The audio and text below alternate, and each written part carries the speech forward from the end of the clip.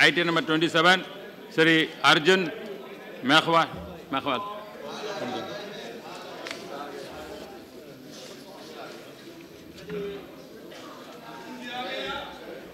हाँ, आ गया। धन्यवाद सभापति जी। प्राइवेट मेंबर रेजोल्यूशन पे पिछले सप्ताह चर्चा हो रही थी। मैं सदन को बताना चाहता हूं कि ये जो प्रस्ताव है वो इस तरह से है कि पाकिस्तान से भारत में प्रवास करने वाले और देश के विभिन्न भागों में बसे व्यक्तियों द्वारा सामना की जा रही समस्याओं को ध्यान में रखते हुए ये सभा सरकार से आग्रह करती है कि वे उन्हें नागरिकता प्रदान करने के लिए तत्काल कदम उठाएं और उन्हें देश के अन्य नागरिकों को उपलब्ध कराई जा रही सुविधाएं मुहैया कराने के लिए एक समयबद्ध कार्य योजना तैयार करें। इस प्रस्ताव के 3 बिंदु थे सभापति जी। पाकिस्तान से विस्थापित होकर आने वाले हिंदुओं को नागरिकता प्रदान करना, उनके पुनर्वास की व्यवस्था करना जिसमें रोजी रोटी, कपड़ा, मकान की व्यवस्था सम्मिलित है और पुनर्वास की कोई समय सीमा तैयार होनी चाहिए। ये प्रस्ताव का मूल पाठ था। मैं सभापति जी आपको बताना चाहता हूं कि जम्मू कश्मीर से लेकर गुजरात तक, मैं राजस्थान से आता हूं, राजस्थान में भी बहुत बड़ी संख्या में पाक विस्थापित है। मेरे संसदीय क्षेत्र बीकानेर में है, जोधपुर में है, बाड़मेर में है, जैसलमेर में है और मध्य प्रदेश में भी है, गुजरात में भी है, पंजाब में भी है और हरियाणा में भी है, वेस्ट बंगाल में भी है। वो आप बता रहे वेस्ट बंगाल में भी है। और इनमें ये जो संख्या है ये अलग अलग लोगों ने अनुमान लगाया, सर्वे करने वालों ने। किसी ने कहा ये 3 लाख है, किसी ने इसको 2.5 लाख बताया, किसी ने 4 लाख बताया है। और इसमें अधिकतर जो लोग हैं वो हिंदू, जिनमें मेघवाल, भील, बागड़ी, नलमकी, कोली जातियों के लोग हैं। ये पूरे जो पाक विस्थापित लोगों की संख्या है उसके 90% के आसपास आते हैं और 10% वो लोग हैं, वो जातियां हैं जिनमें राजपूत हैं, सिंधी हैं और अन्य हैं। अभी ये मामला जो जोधपुर में 171 हिंदुओं का जत्था आया और जब उन्होंने ये कहना शुरू किया कि हम पाकिस्तान वापस नहीं जाएंगे क्योंकि हमारी लड़कियां वहाँ सुरक्षित नहीं हैं, हमारी संपत्ति को लूटा जाता है और हमसे बंधुआ मजदूरों की तरह खेतों में काम करवाया जाता है। मीडिया के लोगों ने भी जब उनसे इंटरव्यू लिया तो उन्होंने साफ मना किया कि हम पाकिस्तान वापस किसी भी हालत में नहीं जाना चाहते। हमारी पार्टी ने भी एक कमेटी बनाई जिसमें मैं भी उस जत्थे से मिलने गया था। हमारे राजस्थान के मुख्यमंत्री अशोक गहलोत भी मिलने गए थे। जब हमने उनसे बात की और हमने कहा कि भाई आप वापस पाकिस्तान क्यों नहीं जाना चाहते, तो उन्होंने कहा हमारी बहन बेटी वहां सुरक्षित नहीं, हमें पढ़ने नहीं दिया जाता, खेतों में काम कराने के बाद हमें यह कहा जाता है कि रोटी खाओ और मौज करो, मजदूरी भी नहीं मिलेगी। तो ऐसी स्थिति में अगर किसी की दुकान है तो दुकान लूट ली जाती है। आज ही एक पेपर में मैंने पढ़ा है, पंजाब केसरी पेपर में, कि एक डॉक्टर को, जो बहुत फेमस डॉक्टर था, डॉक्टर लक्ष्मी चंद, प्रसिद्ध डॉक्टर था, मेडिकल ऑफिसर सीनियर, उसको पाकिस्तान में गोली मार दी गई, हत्या कर दी गई। तो वो उन्होंने कहा जब ऐसी घटनाएं होती हैं तो हम वापस नहीं जाना चाहते। हमारे देश में क्या स्थिति हो गई कि 1947 में पार्टीशन हुआ, कुछ लोग जम्मू कश्मीर में रह गए, कुछ राजस्थान में आ गए, कुछ पंजाब में चले, कुछ हरियाणा में चले गए। जो लोग जम्मू कश्मीर में रह गए उनकी स्थिति यह है कि उनको वोट का भी अधिकार नहीं है, चुनाव में खड़े नहीं हो सकते, राशन कार्ड नहीं बनता, आई कार्ड नहीं बनता, अगर रिजर्वेशन कराना चाहे रेलवे का तो उनको भी संकट आता है। तो मेरा ये कहना है सभापति जी, लाल सिंह जी इसको इंडोर्स करेंगे मदन शर्मा जी भी इंडोर्स करेंगे कि पार्टीशन के समय जो लोग जम्मू कश्मीर में रह गए और कुछ लोग आगे आ गए, जो लोग थोड़े आगे आ गए वो तो देश के प्रधानमंत्री बन गए। जो लोग थोड़े आगे आ गए उसमें देश के 2 तो प्रधानमंत्री बन गए, स्वर्गीय इंद्र कुमार जी गुजराल, डॉक्टर मनमोहन सिंह जी। और जो लोग जम्मू कश्मीर में रह गए उन्होंने क्या ऐसा अपराध किया है? क्या वो देश के नागरिक नहीं? अगर कोई ऐसा नियम, हाँ वो भी आए, लाल कृष्ण आडवाणी जी भी आए, लेकिन मैं कह रहा हूं जो वहां रह गए उनको जीवन जीने का भी अधिकार नहीं। ये कैसा कानून? अगर कोई ऐसा कानून आड़े भी आ रहा है तो मैं सभापति जी आपके माध्यम से सरकार से अनुरोध करना चाहूंगा कि उसमें कोई संशोधन होना चाहिए। अब मैं मेरे संसदीय क्षेत्र में आता हूं। अभी सिरसा जगह एलनाबाद, सिरसा में एलनाबाद है, वहां करीब 250 लोग अभी जोधपुर गए। हमने पूछा भी आपको क्या प्रॉब्लम है, उनसे भी हम मिले। वहां कुछ सीमांत संगठन के लोग काम करते हैं, वो सब अनुसूचित जाति के लोग हैं 250। मैंने कहा कब आए आप? कि हम तो 71 के वार में आ गए। तो फिर यहाँ कैसे आ गए? पहले हम श्री गंगानगर गए, श्री गंगानगर से हरियाणा चले गए और हरियाणा से एलनाबाद चले गए। वहां हमको कहा गया कि आप विदेशी नागरिक हो। तो हमें लगा कि ये जोधपुर चूंकि एक ट्रांजिट स्टेशन है, यहाँ अभी भील जाति के लोग आए हैं, तो हम भी यहाँ आ गए। मैंने उनसे जब बात की, मैंने कहा भाई आपको क्या प्रॉब्लम है पाकिस्तान वापस जाने में? तो उन्होंने भी यही बात बताई कि हम पाकिस्तान किसी भी हालत में वापस नहीं जा सकते, क्योंकि हमें वहां पे किसी भी तरह की सुरक्षा नहीं है। रोजी रोटी तो हमें संकट में है ही, लेकिन हमारा जो सांस्कृतिक अधिकार है वो भी सुरक्षित नहीं है, बहन बेटी सुरक्षित नहीं है, दुकान सुरक्षित नहीं है, धंधा नहीं करने दिया जाता, इसलिए हम नहीं जाएंगे।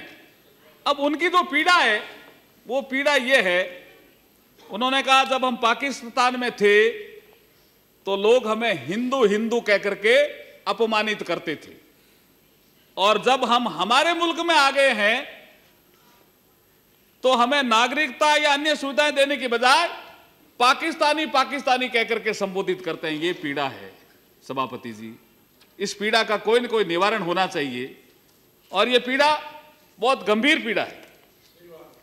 मैं आपको बताना चाह रहा हूं कि राज्यसभा में एक प्रश्न आया, एक तारांकित प्रश्न था 263, उसमें पाकिस्तान से हिंदुओं के पलायन से संबंधित प्रश्न का जवाब देते हुए तत्कालीन विदेश मंत्री एसएम कृष्णा साहब ने कहा कि भारत तथा पाकिस्तान के बीच 1972 के शिमला समझौते में एक दूसरे के आंतरिक मामलों में हस्तक्षेप न करने का प्रावधान है, इसलिए हम हस्तक्षेप नहीं कर सकते। मैं आपसे जानना चाह रहा हूं कि जब तिब्बतियों पर कोई संकट आता है तो हम इस हाउस में चर्चा करते हैं। आप तमिलनाडु से आते हैं, जब श्रीलंका में तमिल समुदाय पे कोई संकट आता है तो हम इस हाउस में चर्चा करते हैं।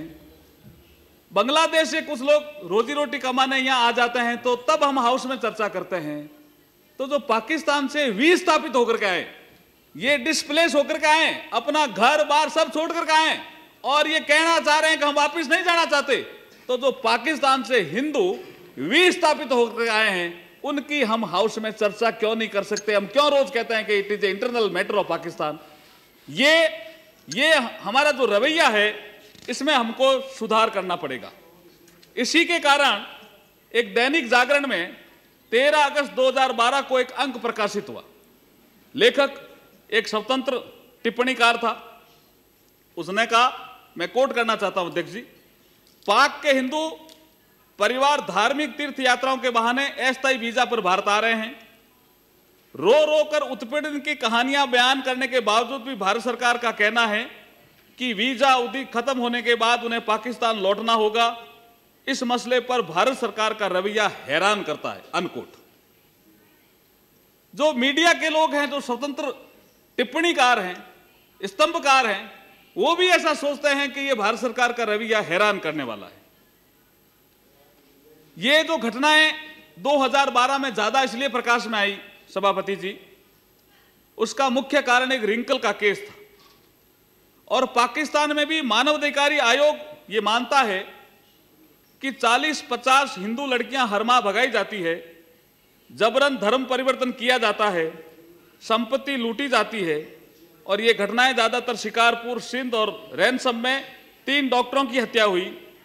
कुमारी रिंकल कुमारी, आशा कुमारी, मनीषा कुमारी और डॉक्टर लता के प्रकरण में जबरदस्ती धर्म परिवर्तन, अपहरण तथा अपराध कुछ ऐसी कहानी कहते हैं कि पाकिस्तान में हिंदू किसी भी दृष्टि से सुरक्षित नहीं है। तो ये मैं कुछ चीजें आपको बता रहा था भूमिका के माध्यम से।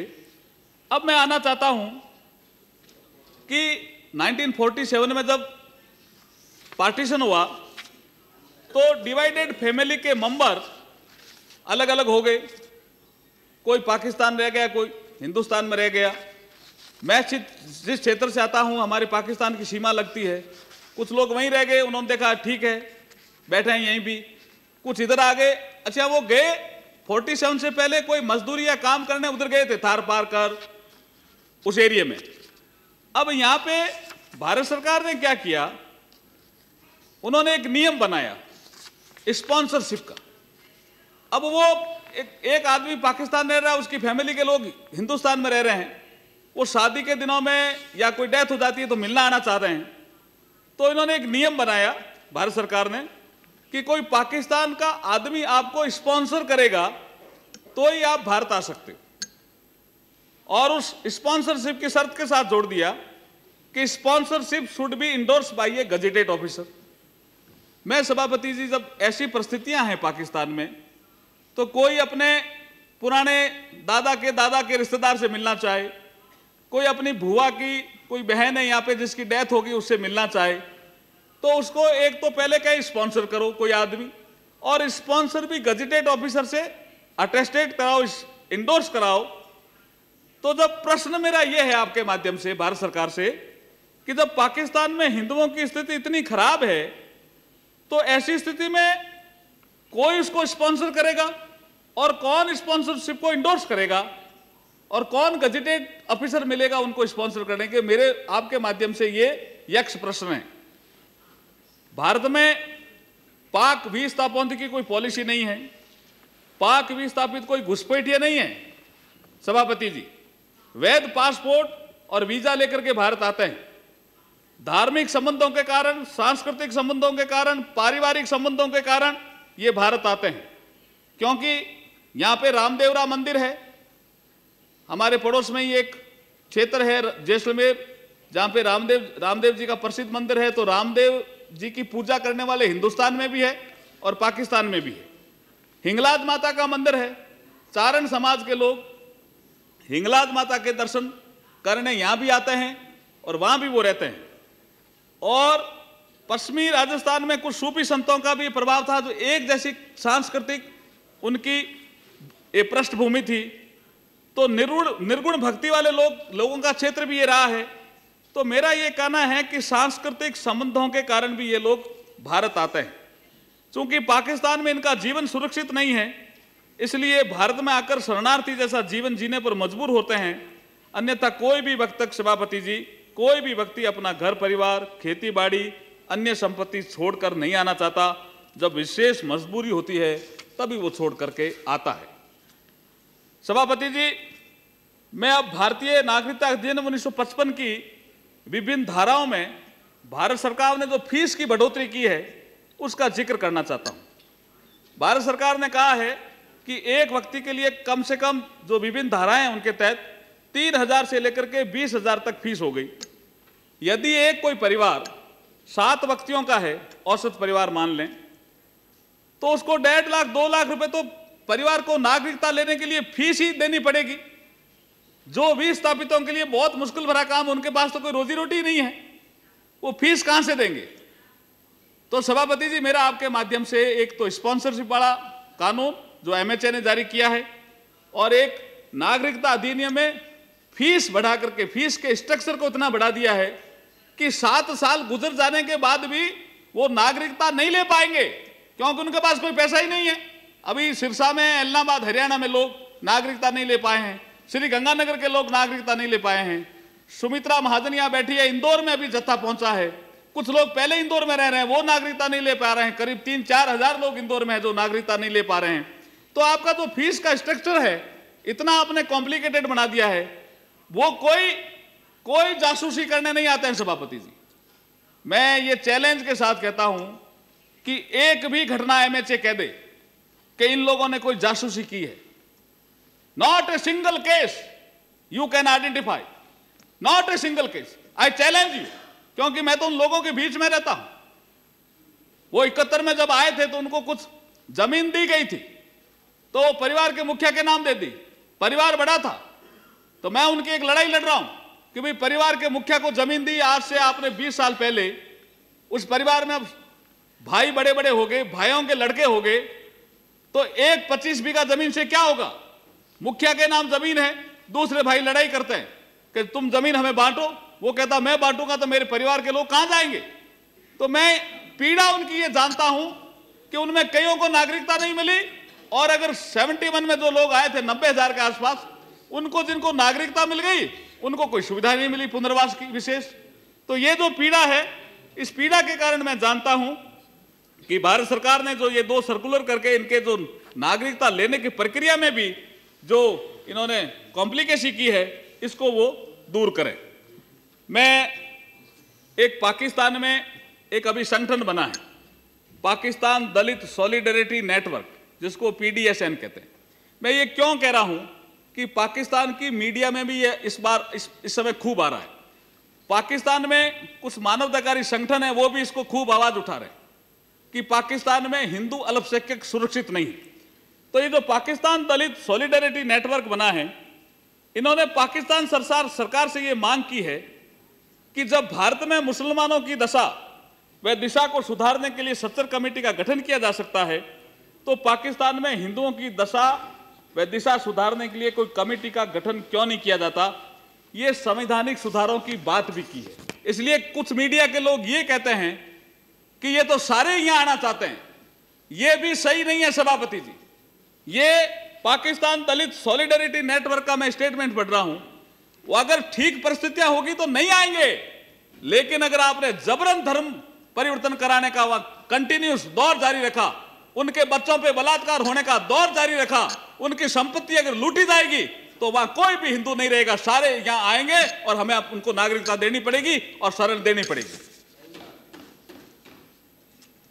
सभापति जी, अब मैं कुछ सुझाव आपको ऐसे देना चाह रहा हूं। एक अभी वहां पे मानवाधिकार आयोग में ही ये मनीषा नाम की लड़की थी, वो बाद में कन्वर्जन होने के बाद मैविश बन गई। अब मैविश ने उसके बाद जो दास्तान लिखी है वो छपा है पेपरों में। मैविश क्या कहती है? वो कहती मैं पहले मनीषा थी, अब मैं मैविश हूं। वो लिखती है कि साजिश के तहत पहले हिंदू नाबालिग किशोरियों का अपहरण किया जाता है, फिर उनसे कोरे कागज पर दस्तखत कराए जाते हैं जिसमें प्रेम के प्रपंच और इस्लाम के कबूलनामे की इबारत होती है। इसके बाद उसका किसी मुस्लिम लड़के से निकाह करा दिया जाता है। ये मनीषा जो मैविश हो गई है उसने लिखा है। तो मैं ये कहना चाह रहा हूं, ये तथ्य मनीषा ने भी कहा है और ये तथ्य जो National Commission for Justice and Peace है पाकिस्तान में, उसकी भी अध्ययन रिपोर्ट में प्रकाशित हुए हैं।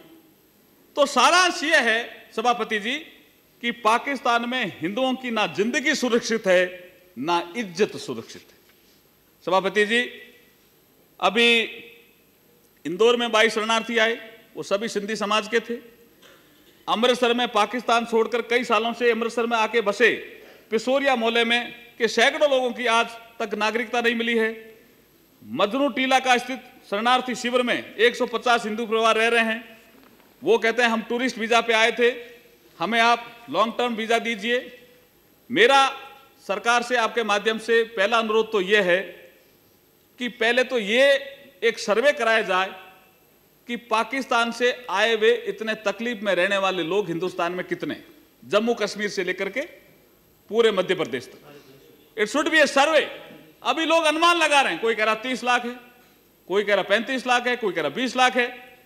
JNK में कितने हैं?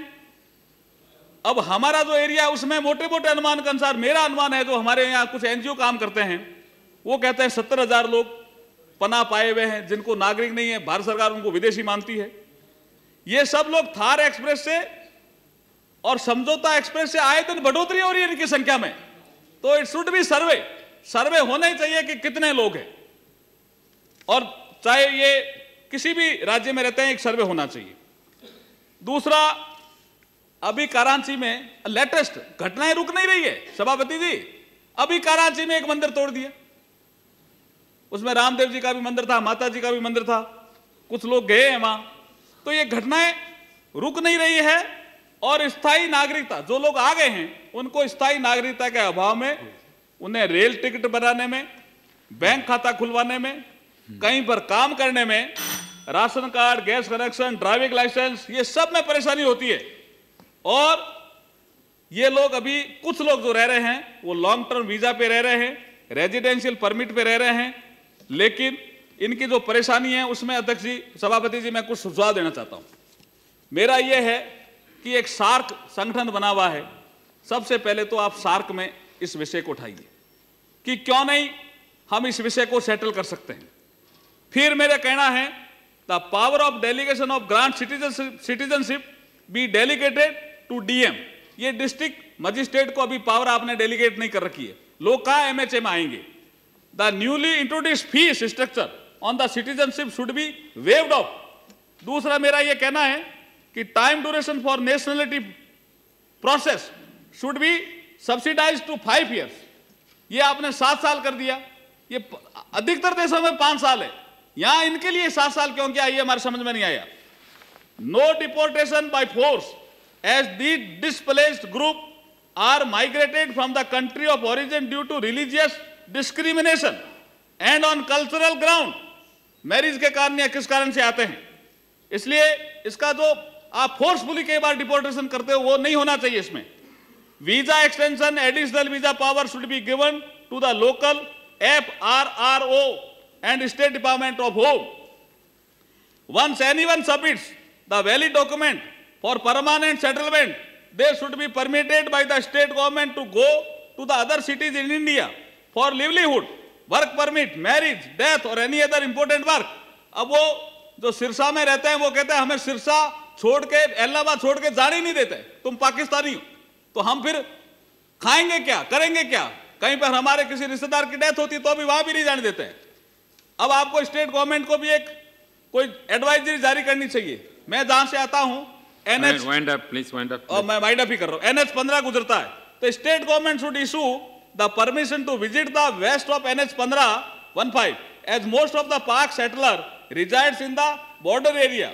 Situation become inhuman when a married girl cannot visit her parents' home who is just married a year ago. दूसरा मैं कह रहा था कि displaced people desiring to settle down permanently in India should be issued the driving license, insurance and bank account. They should also not be deprived of basic services like health, education, electricity, ration card, etc. No penalty should be imposed on overstay. वो मजबूरी में यहाँ रह रहे हैं, आप penalty उन पे लगा देते हो। Promotion of cultural rights of the refugees. The government should make specific efforts for the preservation of the unique ethno-geographic history and culture of the people. अगला मेरा पॉइंट है कि centre must constitute a review committee. It should include Ministry of Home, Ministry of External Affairs and Rehabilitation Department. और ये constitute करके committee visit भी करे। एक permanent cell in the Ministry of Home Affairs can be constituted with immediate effect refugee status. अब ये एक और है, अब ये आ जाते हैं, इनको कहते हैं आप रिफ्यूजी स्टेटस नहीं देंगे तो वो खाएंगे क्या? उनको कोई कपड़े की व्यवस्था कोई समाज करता है, कभी कोई और करता है। ये सरकार की जिम्मेदारी है कि उनको शरणार्थी का दर्जा भी दिया जाए। सभापति जी, मैं समाप्त कर रहा हूं। मैं कहना चाह रहा था कि international convention on elimination of all form of racial discrimination में पाकिस्तान भी सिग्नेटरी है, तो हम पाकिस्तान पे दबाव क्यों नहीं बना सकते? क्यों वहां डिस्क्रिमिनेशन होता है? इसलिए मेरा आपके माध्यम से यह कहना है कि एक संसदीय दल की टीम को भी विजिट करना चाहिए जहां जहां ये अभी हमारे जोधपुर में रह रहे हैं, इंदौर में रह रहे हैं, हमारे क्षेत्र में रह रहे हैं, सिरसा में रह रहे हैं, वहां संसदीय दल की टीम को भी भेजा जाना चाहिए। मदन लाल शर्मा। अंत में मेरा ये कहना है कि इनकी पीड़ा को यहीं छोड़ना नहीं चाहिए। इनकी पीड़ा को देख करके गवर्नमेंट ऑफ इंडिया निश्चित रूप से कोई सुधार करे, यही आपके माध्यम से मेरी भारत सरकार से मांग है। बहुत बहुत धन्यवाद। मदन लाल शर्मा। शुक्रिया चेयरमैन साहब।